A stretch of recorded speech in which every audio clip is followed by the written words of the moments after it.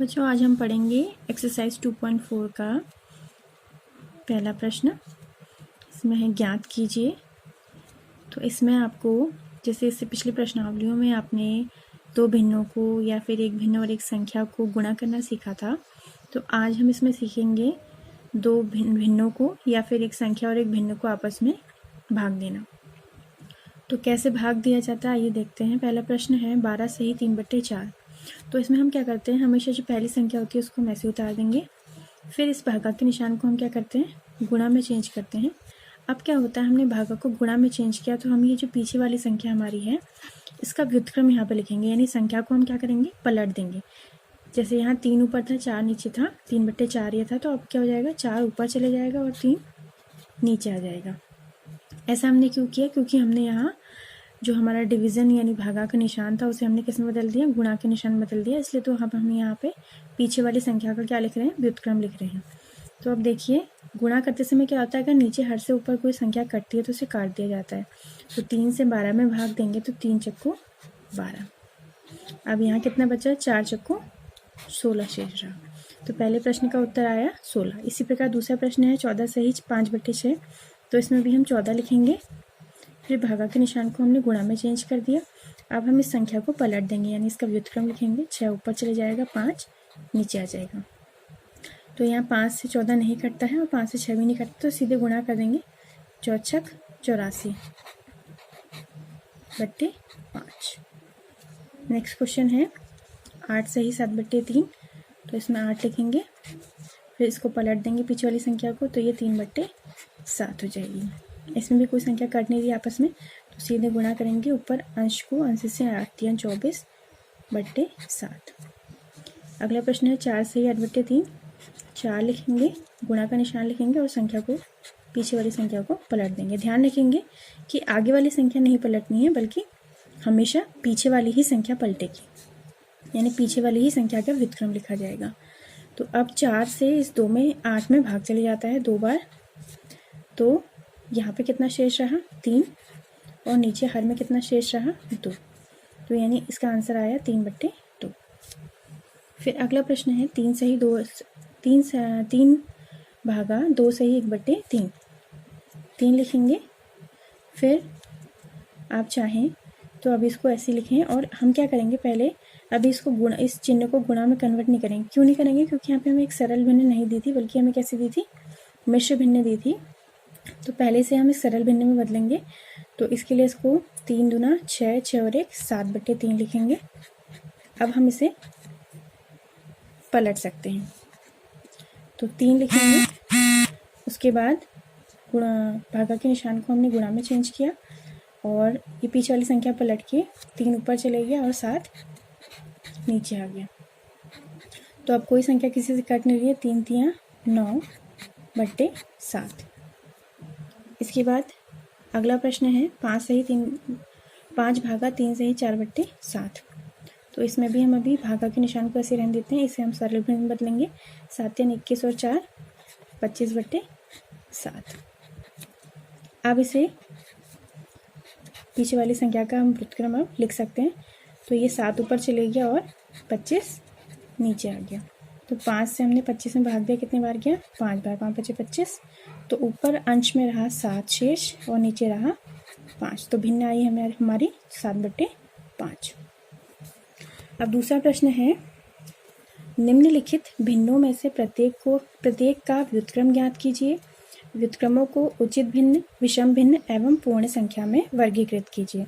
यानी आपको जो आगे क्वेश्चंस दिए गए हैं उसमें आपको क्या करना है, भिन्न का व्युत्क्रम का मतलब होता है जो आपको भिन्न दिए उसको क्या करना है, पलट देना है। तो पलटने के पश्चात आपको बताना है कि वो जो भिन्न आपको प्राप्त हुई है वो कैसी है, उचित भिन्न है, विषम भिन्न है, पूर्ण संख्या है। तो हम कैसे पहचानेंगे ये मैं आगे बताती हूँ। जैसे इसमें सबसे पहली संख्या आपको दी है 3/7। तो जब हम इसका व्युत्क्रम लिखेंगे, यहाँ मैंने संख्या लिखी है, अब इसके सामने इसका व्युत्क्रम लिखते हैं। तो पलटने में क्या होता है, व्युत्क्रम में 7 ऊपर चले जाएगा और 3 नीचे आ जाएगा। ठीक है, अब भिन्न को देखेंगे कि ये किस प्रकार के भिन्न है, सम भिन्न है यानी उचित भिन्न है, या विषम भिन्न है, या पूर्ण संख्या है। तो पूर्ण संख्या क्या होती है, जिसके नीचे हर हमेशा क्या होता है 1 होता है, या कोई हर नहीं लिखा रहता है। तो चूंकि इसमें हर है तो ये या तो उचित भिन्न होगी या ये विषम भिन्न होगी। तो उचित भिन्न कौन होती है? जिसमें ऊपर अंश छोटा होता है और हर बड़ा होता है। लेकिन इस केस में क्या है, अंश बड़ा है, हर छोटा है, तो इसीलिए हम इसे लिखेंगे विषम भिन्न। और ये हमेशा याद रखेंगे कि केवल विषम भिन्न को ही हम मिश्र भिन्न में बदल सकते हैं। क्यों? क्योंकि जब हम 3 से 7 में भाग देंगे तो हमें एक ना कोई भागफल और शेषफल हमें प्राप्त होगा, जिससे अगर हम इसको यहाँ पे बदलना चाहें तो मिश्र भिन्न में बदला जा सकता है। 3 का भागा 7 में 2 बार जाता है और 1 शेष रह जाता है। तो ये इसका मिश्र भिन्न वाला स्वरूप हमें प्राप्त हुआ। तो ये आपसे प्रश्न में नहीं पूछा गया है, सिर्फ इतना पूछा है संख्या क्या है, उसका व्युत्क्रम क्या है, वो किस प्रकार की भिन्न है। तो ये आपको मैंने समझाने के लिए बताया कि 7/3 को हम मिश्र भिन्न में किस प्रकार बदल सकते हैं। और ये ध्यान रखेंगे कि केवल विषम भिन्न को ही मिश्र भिन्न में बदला जा सकता है। नेक्स्ट है 5/8। तो इसमें व्युत्क्रम में 8 ऊपर चले जाएगा और 5 नीचे आ जाएगा। ये भी आपकी क्या है, विषम भिन्न है, क्योंकि इसका हर जो है छोटा है, अंश बड़ा है। तो ये आपकी क्या है, विषम भिन्न है। अगला है 9/7। तो व्युत्क्रम हो जाएगा 7/9। इस केस में नीचे वाला नंबर यानी हर बड़ा है और अंश छोटा है, तो इसे ये मानी जाएगी हमारी उचित भिन्न। फिर 6/5 लिखा है, व्युत्क्रम हो जाएगा 5/6। तो ऊपर वाला नंबर यानी अंश छोटा है, नीचे हर बड़ा है, तो ये भी हमारी क्या हो जाएगी, उचित भिन्न। नेक्स्ट है 12/7। तो पलटने पे आपको प्राप्त होगा 7/12। तो इसमें भी ऊपर वाला नंबर छोटा है, नीचे नंबर बड़ा है, यानी अंश जो है वो छोटा है, तो ये हो गई उचित भिन्न। तो ये तीनों आपकी उचित भिन्न थी। अगला है 1/8। इसको पलटेंगे तो आपको प्राप्त होगा 8/1। और जब किसी संख्या का हर 1 होता है तो हम उसे सिर्फ 8 भी लिख सकते हैं, क्योंकि आप जब इस संख्या में 1 से भागा देंगे तो आपको 8 ही प्राप्त होगा। तो ये क्या है, हमारी एक पूर्ण संख्या। ठीक है, जिसका हर 1 होता है, या सिंपली जिसे हम एक नंबर के फॉर्म में लिख सकते हैं, वो हमारी क्या होगी, पूर्ण संख्या, वो भिन्न जो है। अब 1/11 है, इसे भी पलटेंगे तो आपको 11/1 प्राप्त होगा। तो इसका मान भी कितना आ जाएगा, 11। तो ये भी क्या है, एक पूर्ण संख्या।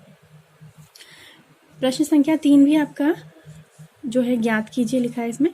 तो इसमें क्वेश्चन आपके सेम क्वेश्चन नंबर 1 की भांति हैं, तो इसलिए मैंने यहाँ नोट लिखा है कि आप इसे प्रश्न संख्या 1 की भांति हल करेंगे। ये बस ध्यान देंगे कि आपको पीछे वाली संख्या को ही पलटना है, आगे वाली संख्या को नहीं पलटना है। चौथा क्वेश्चन है ज्ञात कीजिए। तो इसमें पहला प्रश्न है 2/5 भागा 1/2।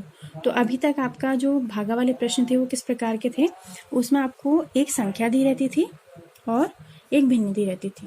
लेकिन अब जो क्वेश्चन है आपके, उनमें दोनों आपकी क्या है, भिन्न है। तो इनको कैसे हल करेंगे, उससे कोई फर्क नहीं पड़ता कि ये दोनों भिन्न है, हमें प्रोसीजर वही अपनाना है।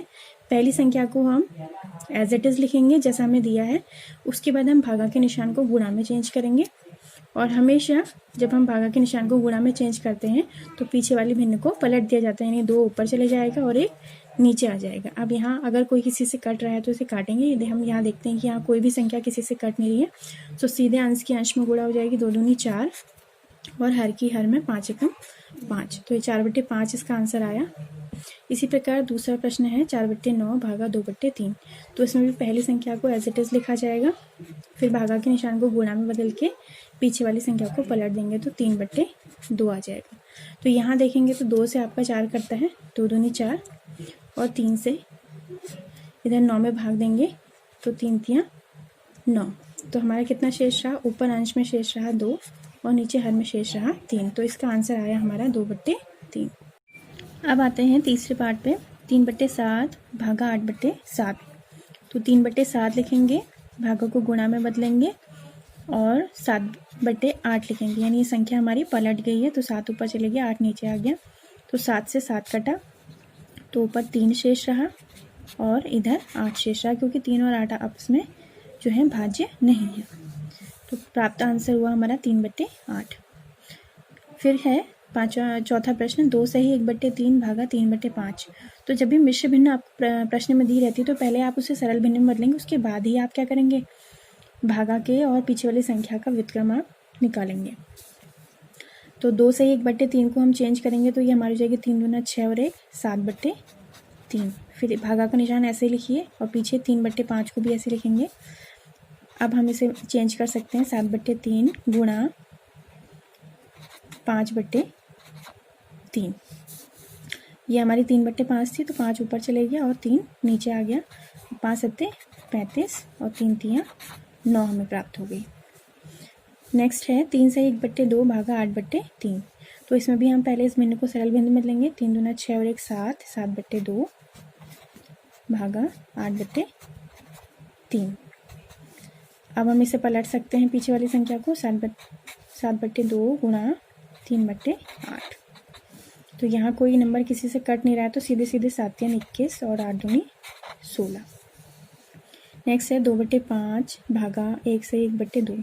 2/5 लिखते हैं, भागा का निशान लिखेंगे, इससे सरल भिन्न बदलते हैं। 2 एकम 2 और 1 3, 3/2। अब हम जब भी भागा का निशान होता है तो संख्याओं को ऐसे सीधे नहीं काटा जा सकता है। पहले हमेशा क्या करेंगे, भागा को हम गुणा के निशान में चेंज करेंगे और फिर भिन्न को हम पलटेंगे पीछे वाले भिन्न को। तो ये आ गया 2/3। अब इस केस में कोई भी संख्या नहीं कटती है, तो सीधे 2 दूनी 4 और 5 तियाँ 15 हमारा आंसर आया।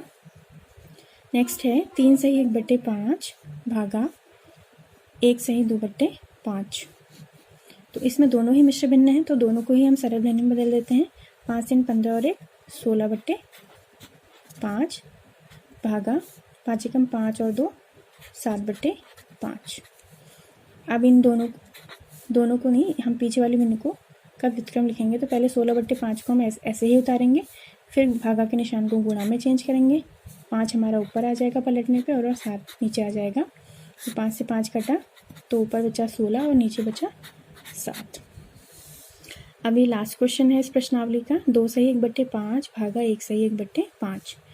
तो सरल भिन्न में बदलेंगे। 5 दूनी 10 और 1 11, 11/5 भागा 5 एकम 5 और 1 6/5। अब भागा के निशान को गुणा में चेंज करेंगे और संख्या को पलट देंगे, तो 5 ऊपर चले जाएगा, 6 नीचे आ जाएगा। 5 से 5 कट गया, तो आंसर आया 11/6।